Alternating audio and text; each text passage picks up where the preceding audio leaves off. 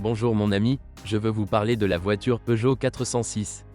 La Peugeot 406 était proposée en 19 versions de moteur, mais toutes n'ont pas survécu sur le marché et certaines sont des raretés. Malgré l'énorme durabilité des premiers moteurs diesel de la famille XUD, désignation du modèle TD, peu d'entre eux ont résisté aux difficultés de fonctionnement. De plus, aujourd'hui, le meilleur choix lors de l'achat sont les variantes 2.0 HDI, pour lesquelles il est plus facile d'acheter des pièces. C'est pareil avec les voitures à essence. Les versions les plus populaires, comme le 1.8 16V ou le 2.0 16V, sont assez faciles à trouver.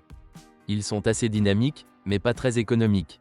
Leurs paramètres ont été améliorés après le lifting, lorsqu'une nouvelle famille marquée EW, anciennement Chou, a fait ses débuts. Cependant, il est plus difficile de trouver la variante 2.0 turbo, dite soft turbo, et le 2.2 avec la puissance la plus élevée parmi les moteurs 4 cylindres, 158 chevaux. Qu'est-ce qui ne va pas dans les moteurs populaires? En gros, pas grand-chose, malgré l'énorme kilométrage. La négligence des moteurs à essence peut être élevée, et les principales sources de problèmes sont le système d'allumage, bobine, et la consommation élevée d'huile, en particulier 1,8. Les moteurs tolèrent très bien le fonctionnement au gaz et le kilométrage varie de 300 à 400 000 km ne devrait pas être surprenant. Les diesels HDI pourraient être en meilleur état. Les fuites sont courantes et il convient d'y prêter attention lors de leur achat, car pour une raison triviale, elles risquent de ne pas passer l'inspection annuelle. Parfois il sera moins coûteux de régénérer le système d'injection que d'enlever toutes les fuites. Il faut s'attendre à des réparations, bon marché, mais en gros, le HDI tolère beaucoup de défauts et durera longtemps.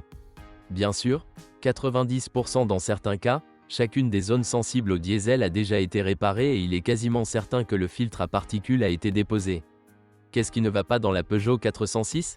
D'une part, on peut dire que, compte tenu de l'âge et du kilométrage, tout peut tomber en panne.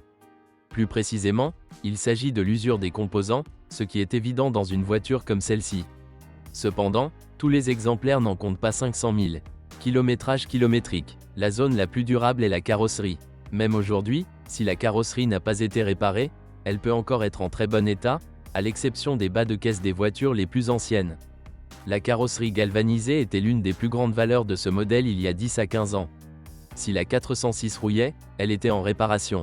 Aujourd'hui encore, on trouve des pièces en meilleur état que des pièces japonaises de 10 ans plus jeunes.